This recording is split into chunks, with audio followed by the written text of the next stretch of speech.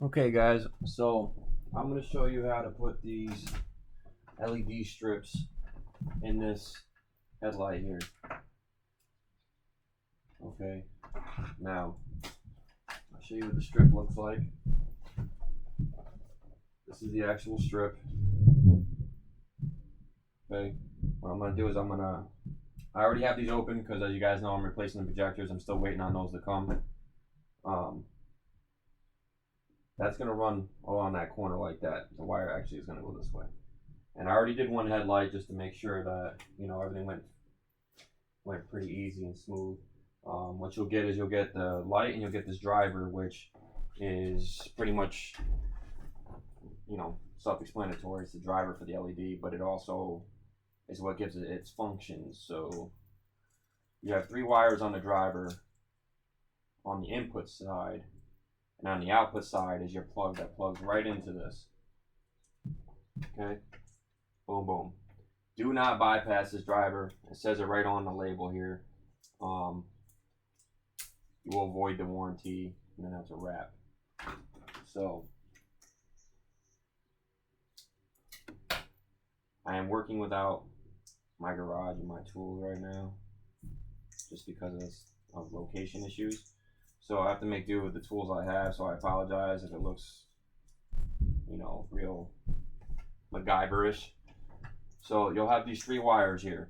You'll have the black for the ground, and they're color coded. So just think about the color of the lights when they're going to be lit on the LEDs.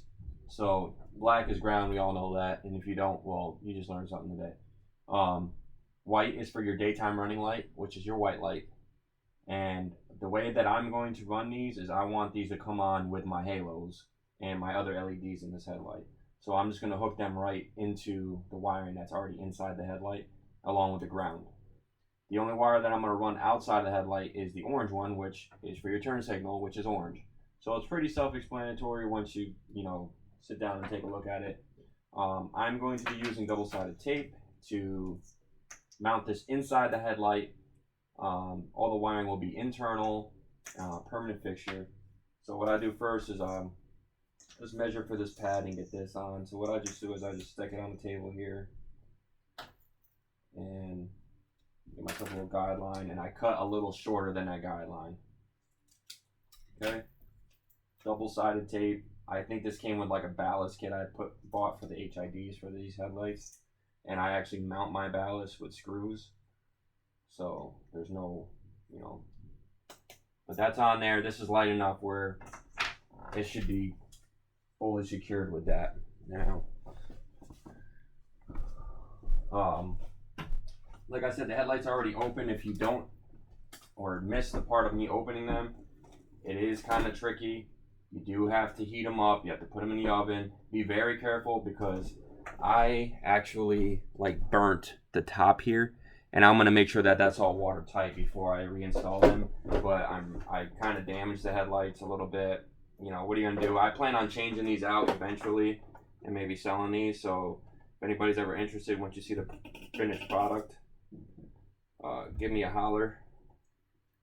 For the right price, I'd sell them.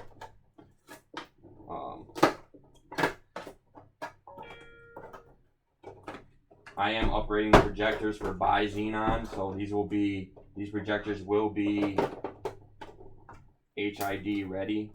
I'm putting a 35 watt Zentech kit on it. I know it's eBay. Everybody's like, what the heck with the eBay stuff? But I'm gonna be honest with you. I've told people before, and I'll say it again. I have not had a major problem with Zentech HIDs.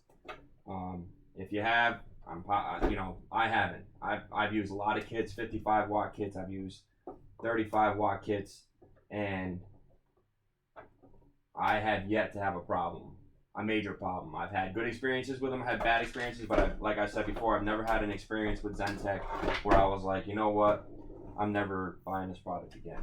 The company's pretty good about getting stuff out to you, so, and replacements and whatnot. So to get this shield away from the housing so we can get behind here, there's 2 screws. Now on your headlights it might be different. If you have Spyder headlights, sometimes this whole piece just comes up is part of this piece instead. So there's 2 screws right here, which I'm gonna take off, which are really hard to get out because once you heat up the headlight, the plastic like gets tighter, obviously, like forms to the screw more. So just be careful. When you first start them, you have to use a lot of hand pressure. Be careful with the wires too. Like I said, on these, the halos don't disconnect, just the LEDs here do. I don't know why they would make quick disconnects on these and not the halos.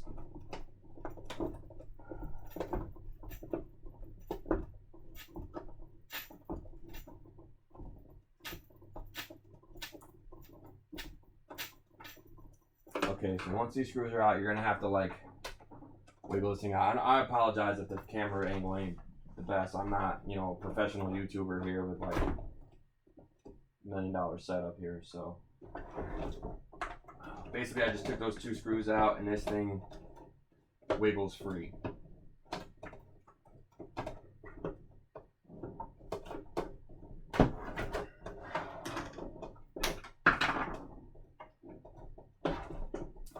Some way.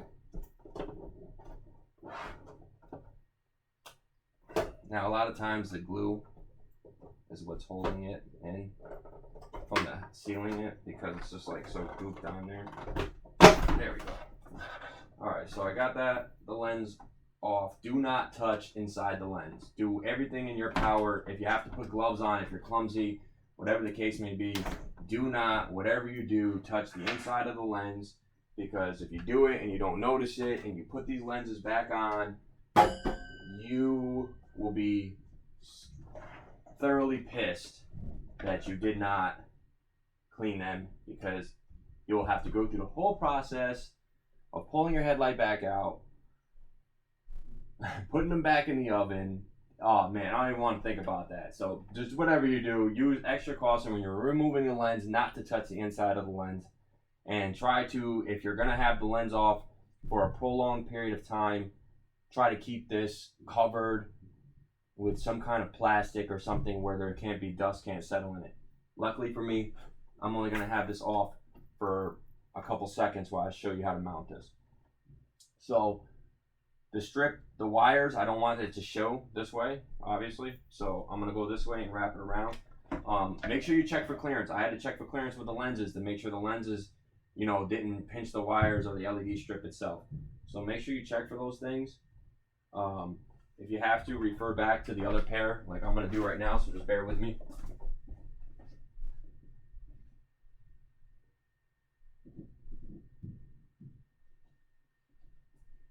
Okay, so there is a 3M double stick tape on the back, and I know people, oh, how's that going to work in there?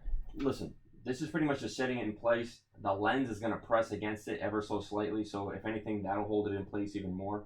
So just peel this backing off, it's paper backing. Be careful not to pull the actual tape off. Okay, I'm just going to go down on the floor for now. Say what you want.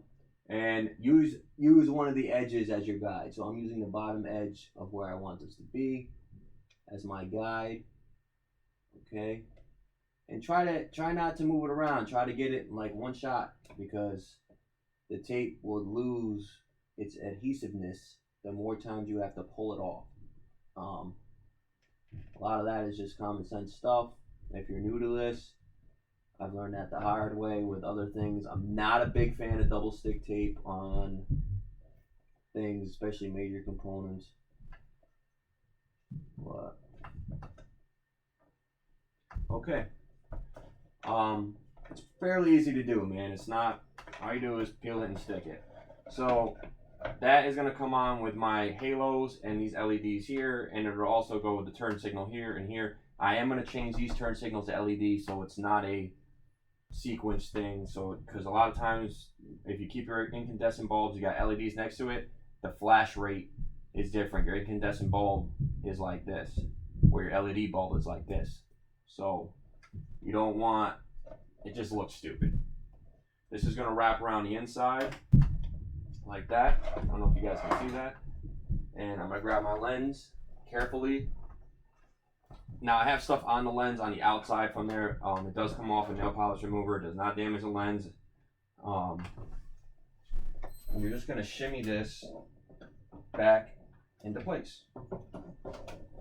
I apologize if I'm blocking the camera here. I will get close up. Okay. The glue in the corner here, once I got it removed, I see is where the issue is with this.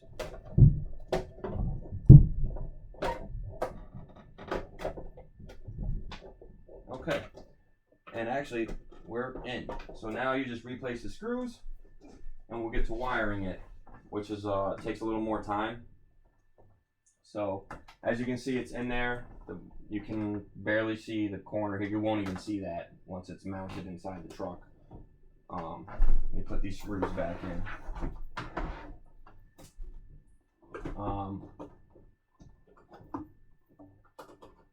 Try not to over tighten the screws. All this stuff is plastic. You don't need a torque wrench for plastic headlight. Make sure they're tight in there. Make sure it's not rattling or loose. And that's all you need. You don't need to go crazy. I've seen guys go crazy with these and really crack them, and then it's worse. Then your lens is cracked, and possibly if the lens is cracked, you're allowing in a place for moisture. Now,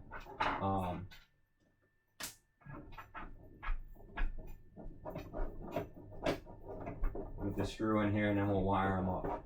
Okay, so inside your headlight, you're gonna have to find an area where this driver can mount easily.